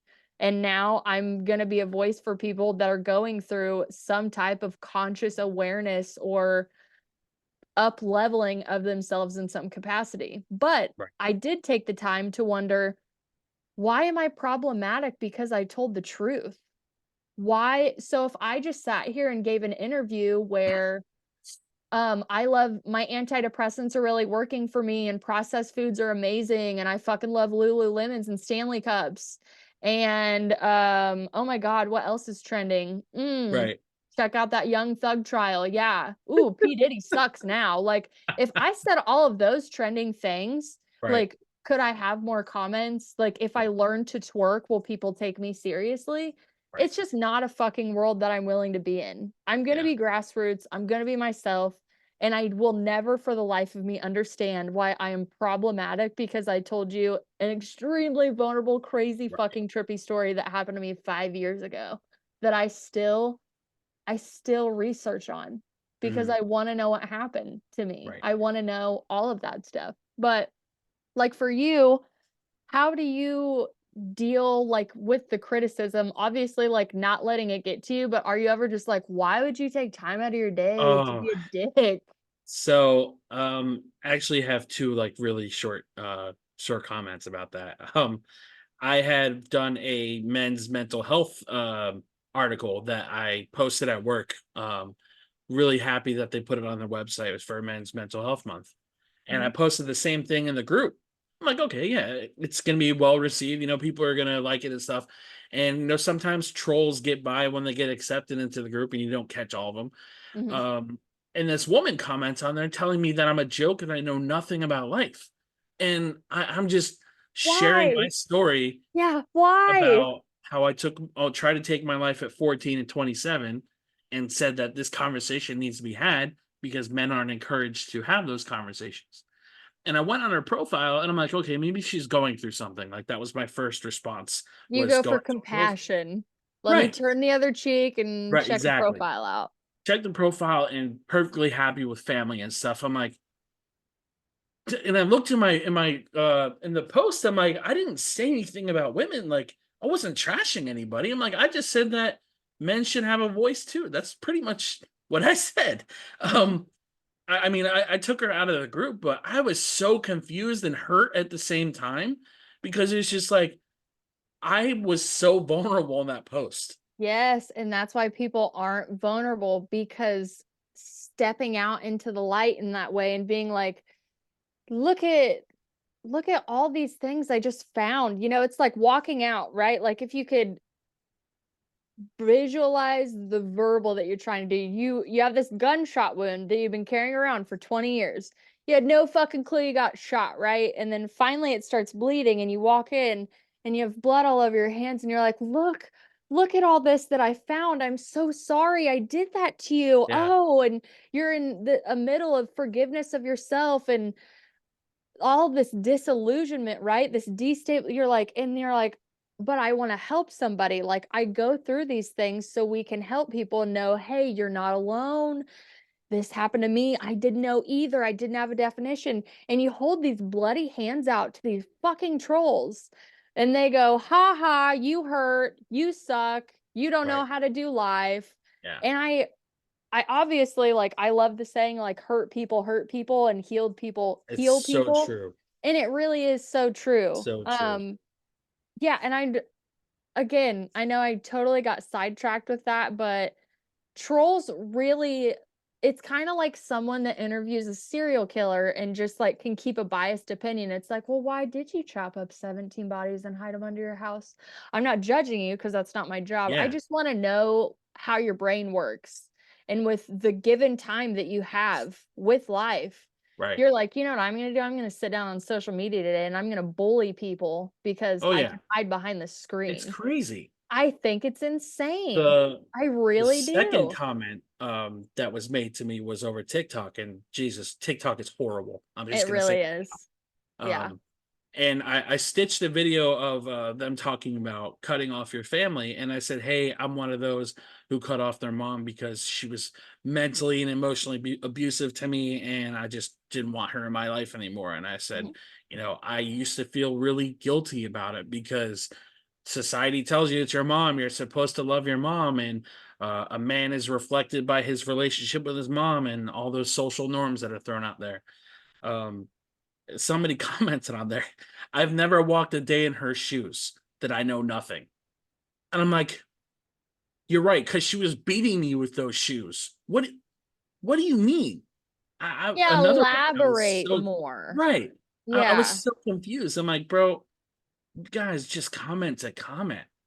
They And the do, but trolling is so bad. that's like a strategy, I guess, now, like, in content creation, they're like, go to other random people's videos and comment on their videos, and then their commenters will like your comment, and they'll come and look at your content. I'm like, "That's so fucking toxic."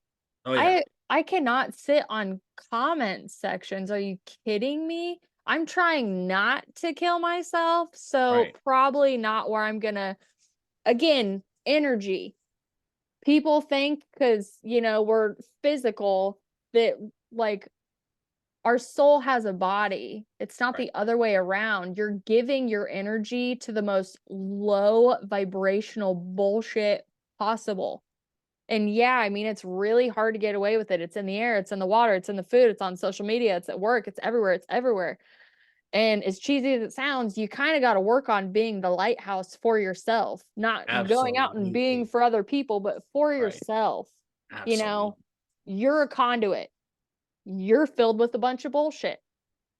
Bullshit in, bullshit out.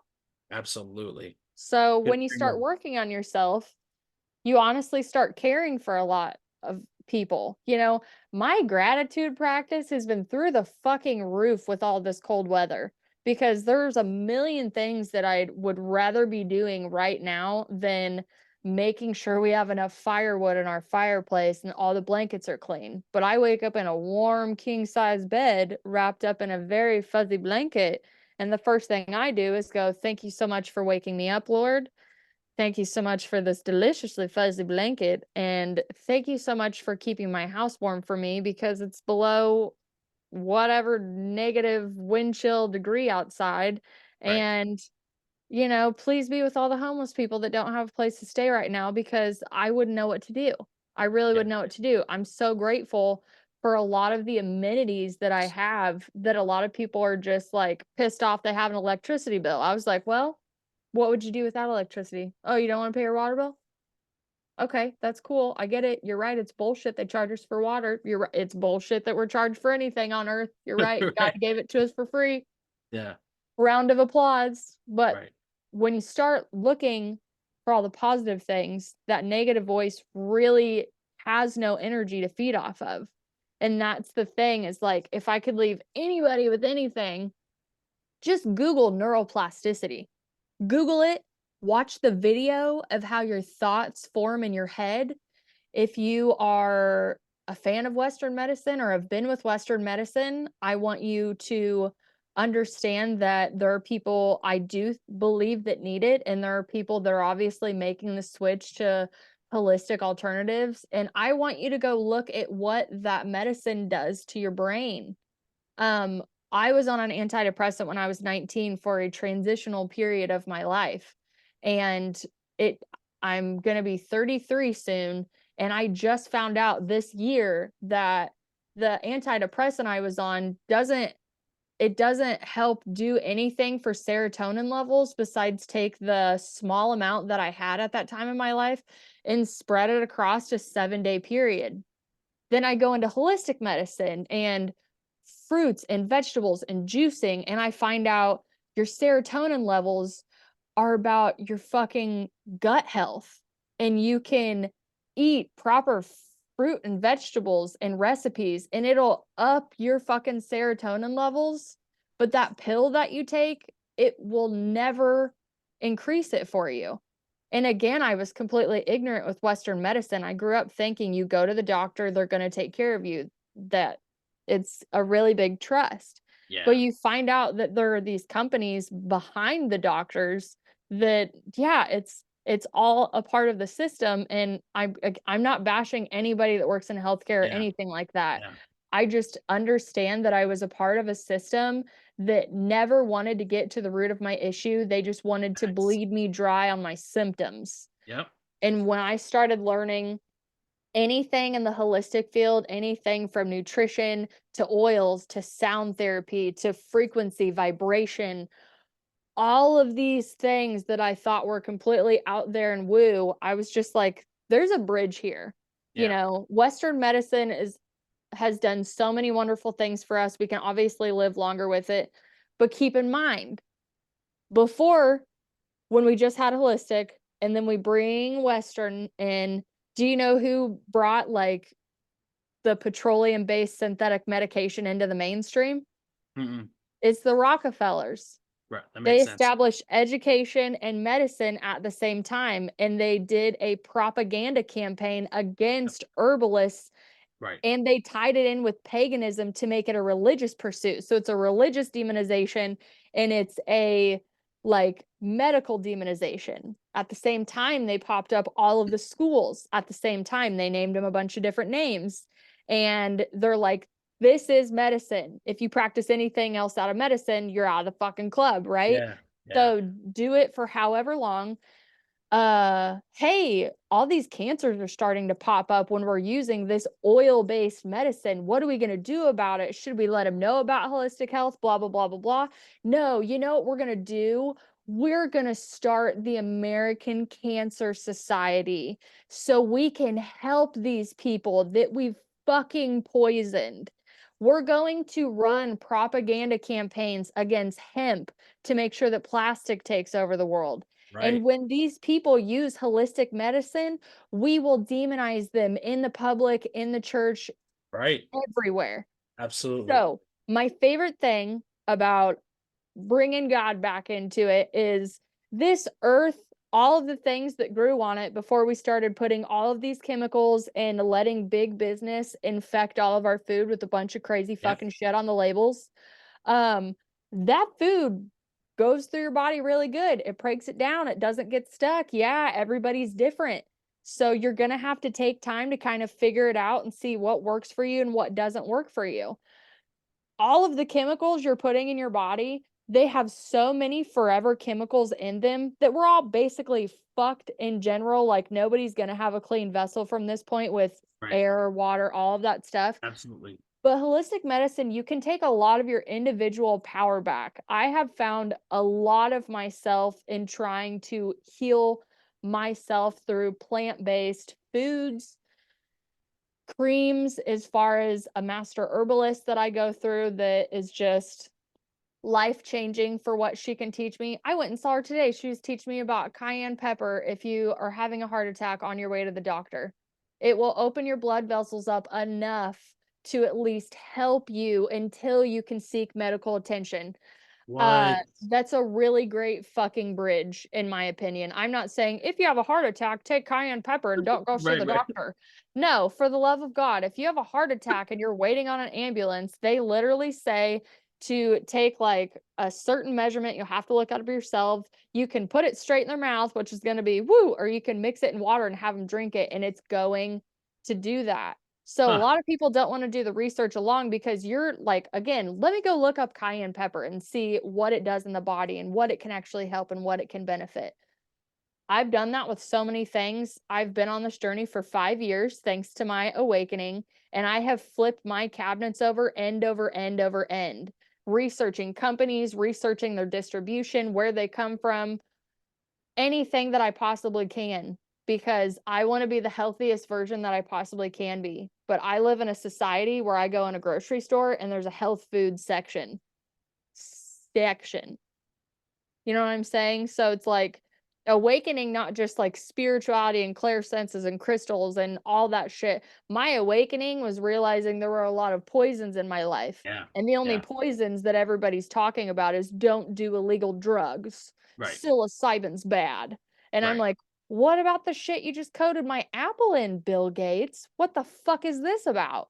Yeah. What is all of this shit? And keep Yeah. asking why. You might go a little crazy, but hey, send me a Sometimes those DM. rabbit holes are necessary to jump down, you know? I just think it expands your mind. I Yeah. honestly believe the suppression of human consciousness from a collective standpoint cannot be taken anymore. Right. Whether whatever you believe in, you can believe in Jesus Christ and understand your food's poisoned. Right. Just like educate yourself, live a little longer, love more, One hate of my less. one of my former guests was also a holistic therapist as well, and she was saying, most people that are in the health field, they want to treat the symptom and not the cause. And I'm like, Yes. and I believe that in every aspect of the health field, whether it's health or mental health. There unfortunately are therapists out there that are just there to prescribe you medicine and not help you. Well, they And also people are like, they get paid a shit ton of money. Like, I don't want exactly to take it away from the people that are like, I right, went into psychology to help people. Thank you so right, much. But the people are like, oh, I could make that much money and pretend to care about exactly. people. Like, Big pharma controls a lot of things in this world, and it's scary. Well, and there's It's scary. certain books, right? Yeah. There's only certain books that you can teach from. So even if you like say you're a doctor, but outside of work, you're like, fuck yeah, I got my own garden. I know what they're doing. Yeah, like I don't feed my kids that shit. No, no, no, no, Yeah. no. But it's clocking in and clocking out. And you really gotta wonder like what they're clocking into and peddling for, again, big corporations. Right. Because I don't want to demonize nurses and doctors. I think they're amazing. One of my Yeah. best friends is the most brilliant doctor I've ever met in my life. And if I didn't have him in my life when I tore my meniscus, I probably would have like been like, okay, I'll go to this knee doctor and he's going to tell me I need an MRI. And then he's going to tell me that he's now, oh, I'm going to have surgery. Like it wasn't Right. a root tear or anything. It was one that could easily heal itself. And I called my best friend and I called my chiropractor and I said, I feel like I'm a part of the system. That's just how I feel right now. I want to believe that I can trust this doctor, but I don't. Like, I've done research, I've studied the body, I know how these things like line up and add up together. So I feel like I really can't trust him, and it makes me feel crazy because I have educated myself on parts of my body so much that I can advocate for myself. And the one thing that I've noticed some doctors really hate is you advocating for your body because how dare you look up stuff for your Right. body? I'm here to tell you. And that was a really big red flag for me. For instance, with the knee injury, for anybody that also felt like they're part of the system, I studied the body in general from energy to anatomy for yoga practices and then energy work in general for my own research. In the middle of that, I tore my meniscus. And I knew I tore my meniscus because I just took a test on this part of my body. And I was like, oh God, okay, yep, feels like this. Which one is it? I sat there with my book and I was like, I think I'll be able to take care of this at home. I woke up the next day, the swelling was so bad I couldn't even like bend my knee back in place. So I was like, I can't believe I'm going to have to go to an emergency room because I'm not that type of person to do that. I had a friend drive me to the ER. They did x-rays, which I was like, it's not anything with my bone. There's a piece of tissue that's stuck under my bone, but like, okay, I get it. It's a checklist for them, right? We're going to give you an x-ray and make sure nothing's broken. Bro, if something was broken, it'd be broken. Right. And so then I went through that. I got crutches and a knee brace so I could at least go back to work. And then they scheduled me with like a knee doctor, like probably 4 days later. I had to ice it and do all that fun stuff. So I get to the knee doctor and I'm already hyperventilating because I'm like, if this guy tells me I need surgery, I'm gonna tell him to cut the motherfucker off. Like I can't be a part of the system. I don't even know if I can afford to see you. Why does your office have crown marbling? This is fucking weird. How much do you get paid? Right. So really wasn't in the best state of mind because I was like, this is probably going to be like every other visit I've had where you're in there for like 2 to 5 minutes and you've already overpaid just so they can not Mm-hmm. tell you shit. Right. So I go in there, I know my knee's super swollen still, and they had scheduled me for an MRI, which if I had to get an MRI, I had to call my insurance company and be like, are we good? Or are you going to send me a $25,000 bill that's going to run my life? Because MRIs aren't cheap. Right. And so I go in there that day. He walks in, introduces himself, touches my knee for 2.5 seconds, and he's like, yeah, looks like there's still some swelling and we're going to go ahead and take x-ray. I was like, I brought my x-rays from the emergency room. It's this part of Right. my meniscus. It's stuck under this part of my bone. I know there's no way for you to like go in and like remove it. I think it just the swelling needs to go down and I need time. I came to you to like kind of make me feel better about the fact that I really don't want to go through surgery because I don't really Right. need surgery. I had already talked to my best friend at this point, and he was like, for the love of God, do not let anybody operate on your knee because you're going to get some jackass that doesn't know what he's doing in the knee. He's going to pull your meniscus out, and then you're really going to have knee problems the rest of your life. He's like, a Yeah. meniscus can self heal, especially the one that you tore and where you tore it, which I want to say that because I did have a family member that root tore their meniscus and she definitely needed surgery. So Yeah. this is my case. So I was already advocating for myself and I was extremely well informed. I wanted the doctor to be my teammate, not a dictator on I Yeah. know everything about knees because you didn't. You were taking an x-ray on a meniscus and that's not helping shit when I already brought you Right. x-rays. So my bones aren't going to shift in 4 days. Like I Yeah. understand I have inflammation, right? So he was like, yeah, we're going to go ahead and wait till the swelling goes down. Then we'll do an MRI and we'll get more. I went to my chiropractor that thank God is a friend of the family, and he was able to look at the cartilage on my knee and tell me the same thing my best friend, who's a doctor, told me. Yeah. And that's advocating for yourself. Like, I went to you for help, for safety, for understanding and education, and you gave me a overpriced knee brace from a really nice guy named Eric, who I really enjoyed talking to, crutches that are so overpriced, it's fucking ridiculous, a copay that I'm like, what is this? Why is this copay so expensive? And I got about 3 minutes of your time. I spent more time with the guy who sold me my knee brace than I did the doctor that was trying to help fix my knee. I believe it.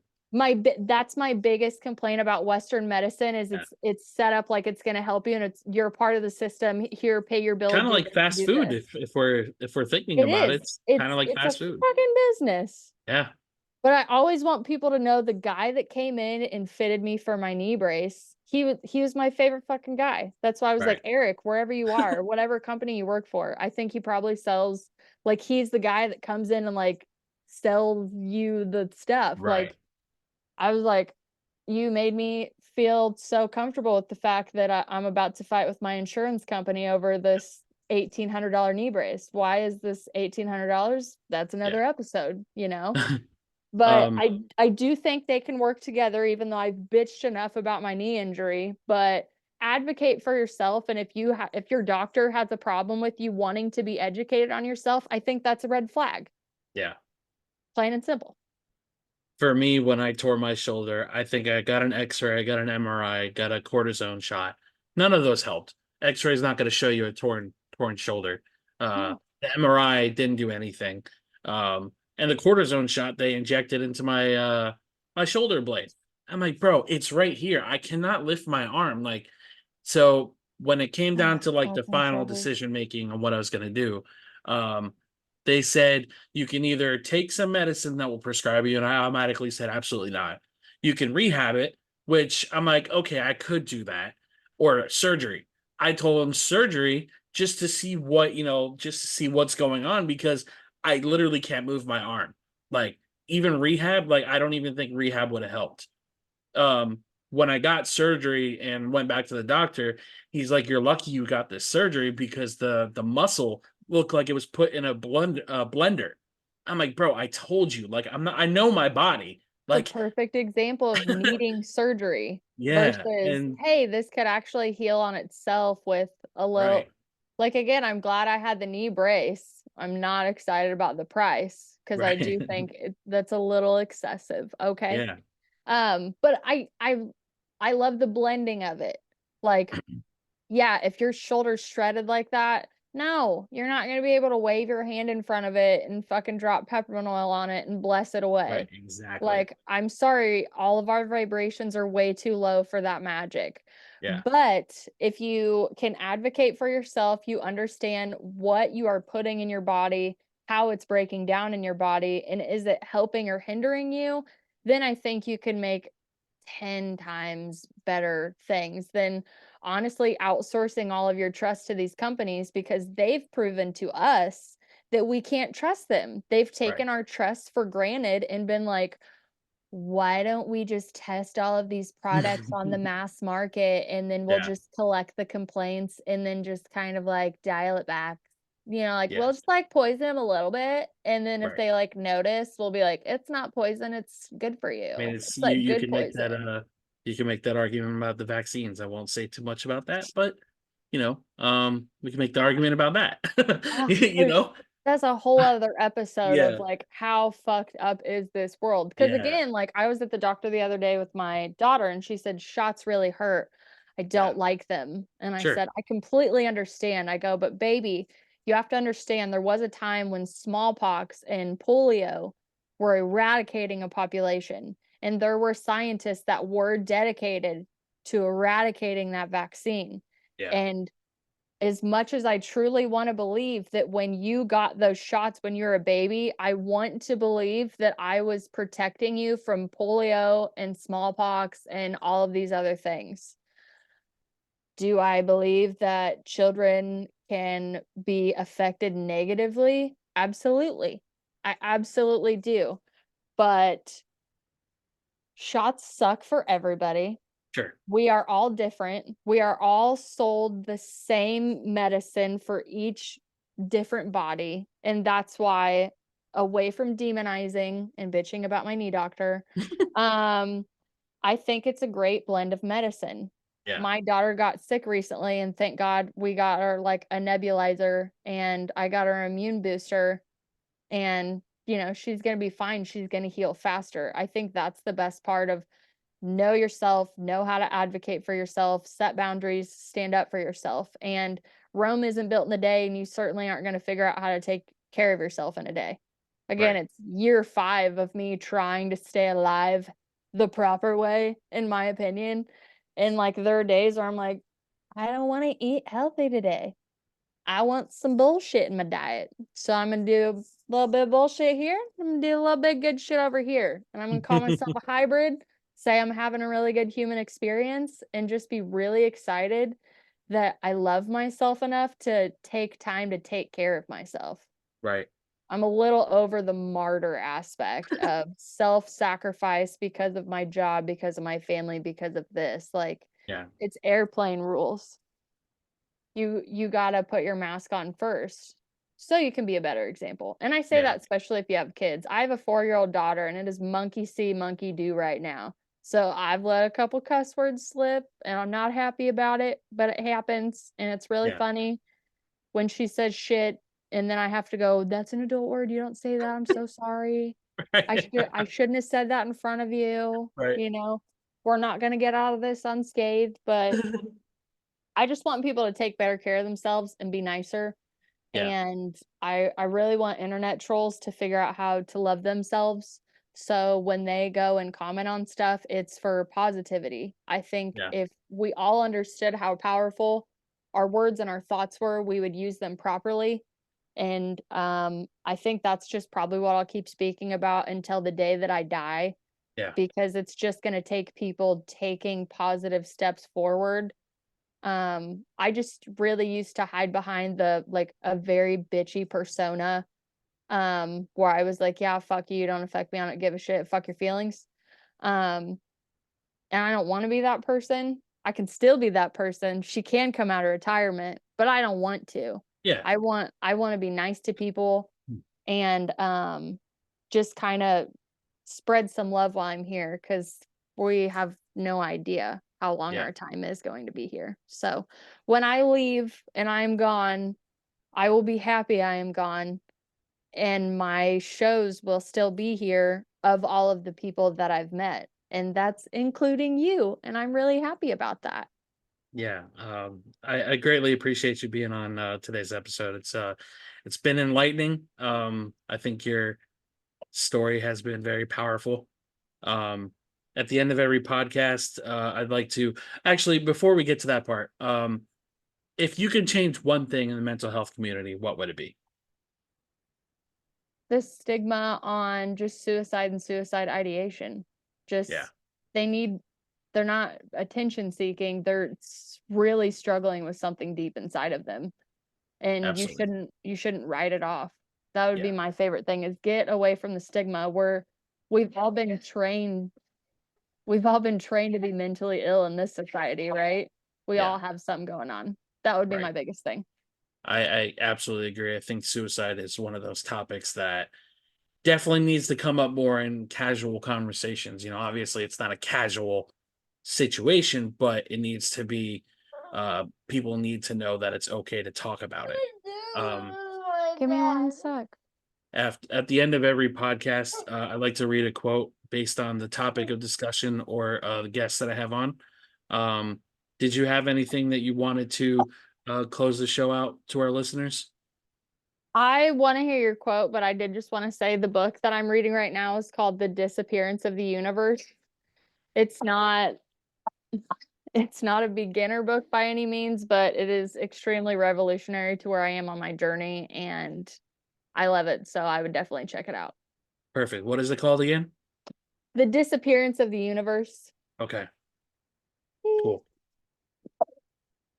So for the quote that I found today, it's by a Mr. Richard Schultz. And it's natural healing is about taking control of your life and being responsible for everything that goes in and out of your body, mind, and spirit. Very simple, but very powerful quote. I think, like you said about Western medicine versus holistic healing, there's always that weird cloud over it, demonizing holistic healing and stuff. And definitely want to see more people take care of themselves physically and spiritually, moving forward. Just for our listeners, where can we find you on your socials? Socials, you can find me on Facebook, Instagram, and TikTok under Safe Space with Cheyenne.